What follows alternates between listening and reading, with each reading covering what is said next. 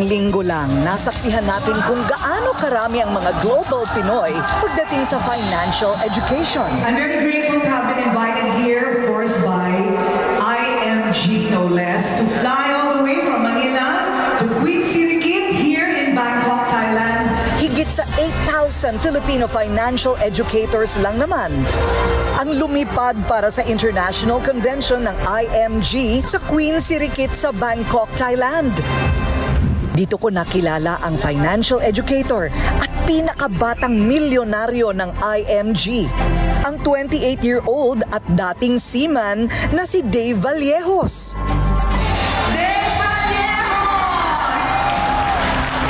At dito sa Thailand, pinarangalan si Dave bilang #1 financial literacy campaigner.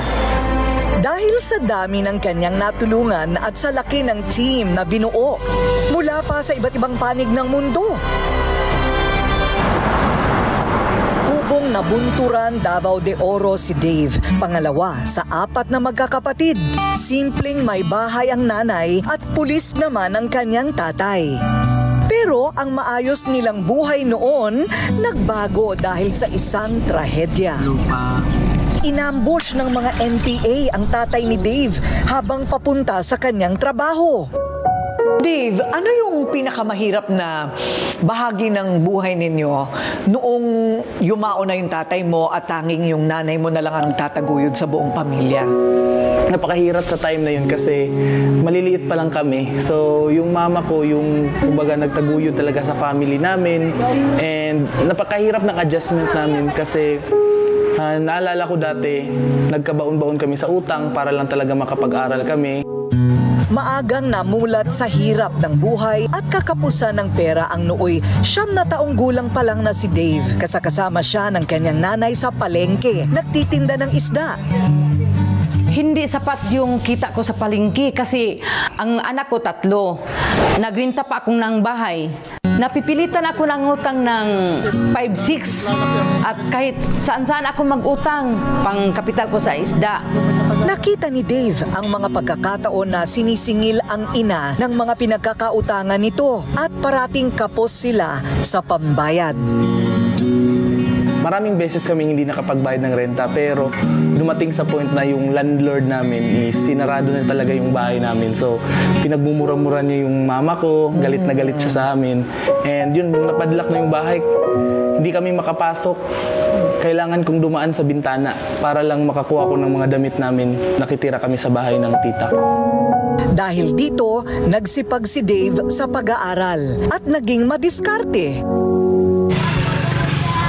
Pagkatapos ng eskwela, nagtitinda rin siya ng kakainin sa palengke. Siya niya yung hirap na buhay pero marunong na siya mag-ipon. Mag-business siya, magbaligya siya sa eskwelahan ng mga junk foods, mga kakanin, parang lang makaipon siya nga, hindi na siya umaasa sa akin. Bata pa lang naging ugali na ni Dave ang pag-iipon. Gusto raw kasi nitong bumili ng magandang bahay para sa kanyang nanay. Isang pangarap na bitbit niya mula pagkabata. Gusto rin niyang mabayaran ang lumolobong utang ng kanyang ina na umabot na noon sa 500,000 pesos. At ang naiisip niyang solusyon noon habang lumalaki ang pagiging seaman. Naging scholar at gumraduate ng cum laude si Dave sa kurso ng BS Marine Transportation at sumampa sa barko noong 2015. So bakit seaman ang naisipan mong pasukin nung una? Parang naging influensya ng tito ko. Kasi yung tito ko po, kapatid ni mama, isa siyang seaman. And habang lumalaki ako, nakikita ko ang laki ng bahay nila. Parang ang yaman nila. Sa tingin ko pa nung time na yun, siguro ang laki ng sinasahod nitong tito ko. Kasi hindi sila naghihirap ng pera. Naghihirap sa pera. At the same time, yung mama ko din nangihingi ng tulong sa kanya nung time na naghihirap kami sa pera. So, may opportunity na merong scholarship na ino-offer para maging seafarer. Grinab ko po yun. And nag-take ako ng examination and nakuha ko bilang scholar. Pero hindi pala sa pagiging seaman matutupad ang mga pangarap ni Dave. 2017, sa isang financial class, natutunan niya ang mga konsepto kung paano niya mas mapapalago ang pera na kinikita sa pagbabarko. Nagkaroon siya ng financial wake-up call at kinarir talaga ang pagiging financial educator. At gaya ng pagsakay sa barko, narating rin niya ang iba't ibang panig ng mundo bilang IMG member. Nagtuturo at tumutulong sa mga kababayan natin kung paano makakalaya sa utang at makakapag-ipon ng tama. Hanggang sa unti-unti niyang naabot ang mga pangarap para sa sarili at sa kanyang pinakamamahal na nanay. MGP1, Dave Vallejo. Pinagawan niya ng 2 palapag na bahay ang kanyang ina at mga kapatid sa Davao. At nabayaran rin niya ang halos 1 milyong utang ng kanyang nanay.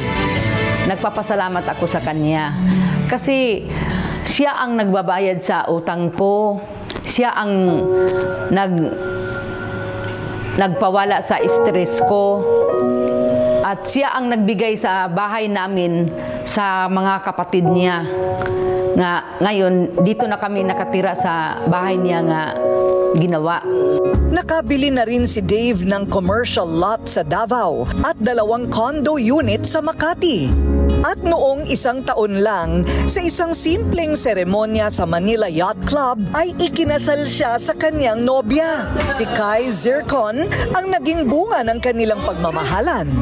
Ang pride ng Davao na si Dave Vallejos naging milyonaryo sa mura nitong edad.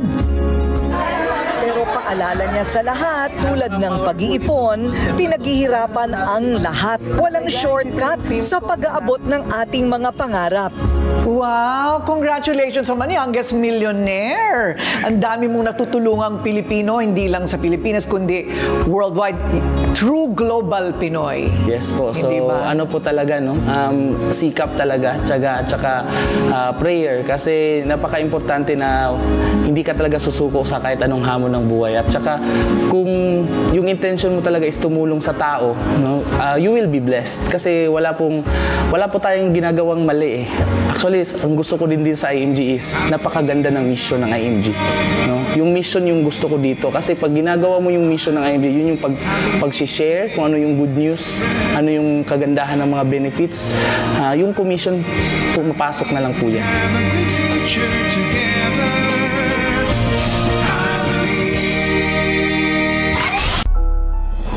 Kakampi mo, kakampi natin. Sama-sama tayo patungo sa financial freedom. Raffy Tulfo po, kakampi ng inapi, kakampi ng IMG.